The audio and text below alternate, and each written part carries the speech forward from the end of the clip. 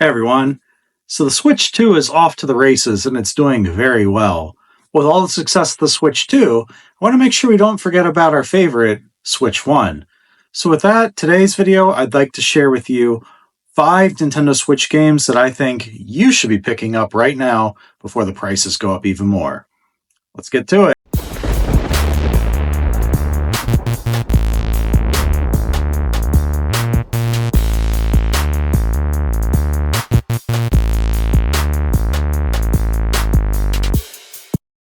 So the first game I want to talk about today, Castle Crashers Remastered.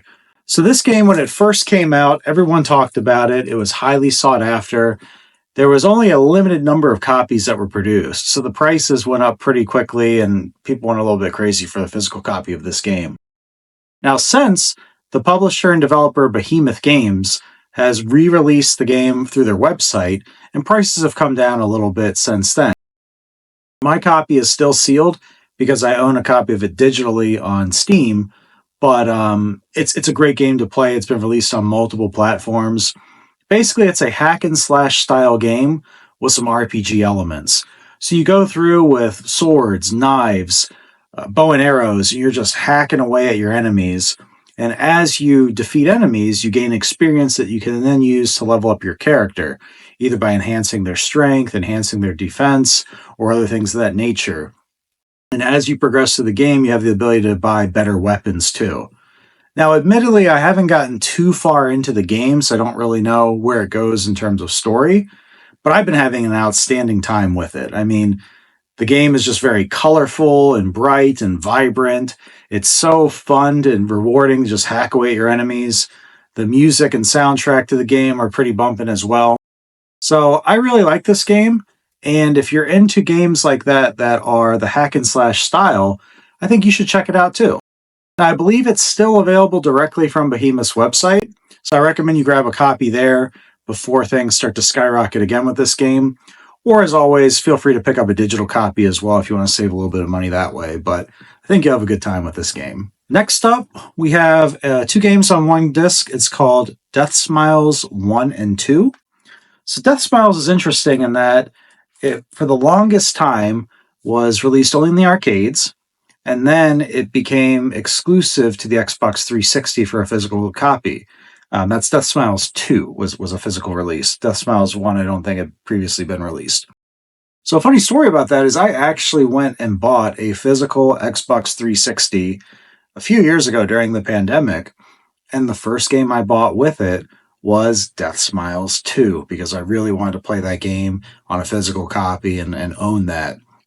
Had a lot of fun with it on the Xbox 360, and then when I saw a few years ago that Nintendo had packaged the Deathsmiles 1 and 2 compilation, I had to pick it up and grab it. I've never played the first Deathsmiles until recording this game footage, but basically you follow, it's either like some witches or some other type of females that have special powers, and you're going through various levels, kind of in a, it's definitely a shoot 'em up style game, but there are elements of it that could be considered cute 'em ups.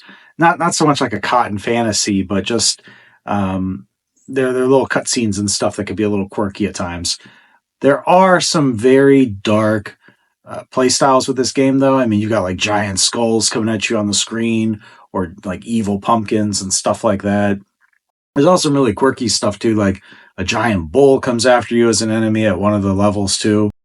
So it's definitely an interesting take on the shoot 'em up genre, and it's a little bit unique and different in that respect. So if you're looking for something different that you could play, I think you'll have a good time with this one if you check it out.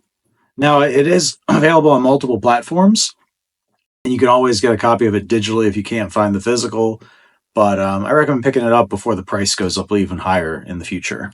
Next game we have, this was originally a Nintendo Wii exclusive. It has since been reported to Nintendo Switch. This is Xenoblade Chronicles, the definitive edition. So Xenoblade Chronicles, I believe right now they're on their 3rd or 4th installment. Technically 4 if you count the Torna game, which is like a prequel to number 2. This is the first Xenoblade Chronicles game that I've played, and in my opinion, it's a very good entry point to the overall genre. My one complaint with the game, this one in particular, I'm not a big fan of the combat system. There's just something about it where you've got to cycle through different moves and click a certain button and get the timing down right to get multipliers. And it just seemed overly complicated to me.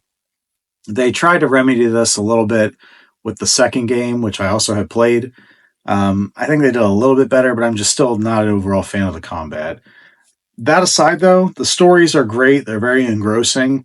I've pumped several hours into this game and the second one as well.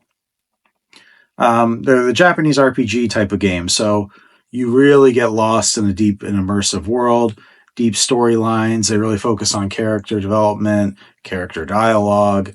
And this one in particular, the background story is pretty interesting in that the opening cutscene shows two titans battling it out at like the beginning of time, and they ultimately end up killing each other in battle, and their bodies become basically the earth that humanity and everything else that is known in existence grows on. So, real interesting premise there from that.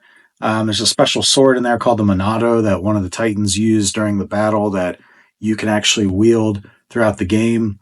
So it's very interesting what they did with the story. It's very interesting where they take it as you embark on this 40, 50, 60, 70 hour long journey. But if you have time to kill and you like JRPGs, definitely give this one a look.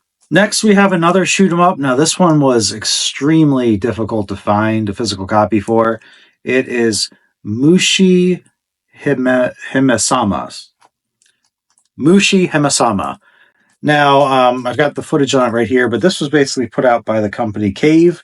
Cave is known for their excellent shoot 'em up genre of games. This one's a bullet hell style game, so it's more in the vertical style of play, whereas your Deathsmiles game is more of the horizontal style of play. But in this game, you just see bullets coming at you from all angles, enemies all over the screen, just trying to survive, power up your ship as best as you can, and fight back. I'll be honest, with these games, I enjoy them, but I'm not really super good at them. So I tend to die a lot. I love that they have unlimited continues where you can keep going. I know some people out there like to try to beat these games on one life only, which, kudos to you if you can pull that off. I myself, I'm not good enough to do that yet, but I'm a fan of the art style. I'm a fan of the game in general, so I still play them. I still have a great time with them. And these shoot 'em up games in particular, they tend to be shorter in length. So, for example, Deathsmiles, I think I beat the first or second one in like 30 minutes. Mushihemisama here, same thing, like in under an hour. You're going to end up going through all the levels, beating all the bosses. That's again, assuming you take good use of the unlimited playthroughs or unlimited continues, I should say. And it's really just mindless fun, and that's what I love about it. Again, Cave, they're well known for putting out great shoot 'em up games. This physical copy of, itself was released by Limited Run Games, so the price really spiked up there for a longest time. I think I ended up paying like over $75 for this game. The price is still pretty high because, to my knowledge, this is the only place where you can find a physical copy of this game. Now, I believe there are digital versions that exist out there. My copy is still sealed, obviously, because I never opened it, but I do play the digital copy on the Steam Deck, and that's where you're seeing this footage from. So it was a lot cheaper over there on the Steam Deck side. I think I got it for like $5 or $6 versus the $75 I paid for this physical copy. So this game looks interesting to you. There are affordable ways to play it out there, and I think you'll have a good time with it if you check it out. And the last game we're going to show today, The Binding of Isaac Afterbirth Plus. So this game came out within the first year of the Nintendo Switch's lifespan. It's one of the games that I bought back in the early days of the Switch. Now, this copy has become highly sought after. I mean, when you open it up inside, it's one of the few Nintendo Switch games that actually has an instruction booklet with it. There's like another trading card or something with it as well. People really like this game, and there are some out there that are really good at it that, as you play more there, I've heard there's just a lot of layers of depth to the game, a lot of different nuances that you could approach each level to. And what's interesting about it in particular, it is a roguelike game. So basically what that means is that no two playthroughs are going to be the same. because every time you go through a map or a level, the level progression sort of changes. Like if you go into the left door this playthrough, well, the left might be sealed off and you go through the right. And if last time you ran into these little poopy headed guys, now you might run into flies. So it's pretty interesting. I'm actually not very good at this game either. Like I play through it. I've given it several tries. I want to get into it. I want to love it, but it just never has really sucked me in like I know it's sucked in other people. I know it has a very strong cult following out there. And it is a fun game. There's a lot of depth to it, a lot of great mechanics to it. I guess I'm just not good at it. So, the Binding of Isaac Afterbirth, though, they have released it on multiple platforms. You can also get it digitally. But this copy on the Switch, it's become highly sought after. And I recommend if you're into collecting physical copies, try to get one sooner than later before the price continues to balloon up out of control. Okay, so with that said, those were another 5 Nintendo Switch games that I recommend you pick up now before the prices go up. I'll continue to watch how Switch 2 is doing and what they end up doing over there, which games are getting performance updates, and what new releases are coming out for the remainder of the year. In the meantime, if you enjoyed this video, please do me a favor, hit that like button and consider subscribing if you haven't. All of those things will really help tell me that you're enjoying the content, and I'll know to make more content similar to this versus me just making a bunch of fight compilations that nobody watches. As always, I want to thank you so much for watching. Thanks for subscribing, and we'll catch you next time.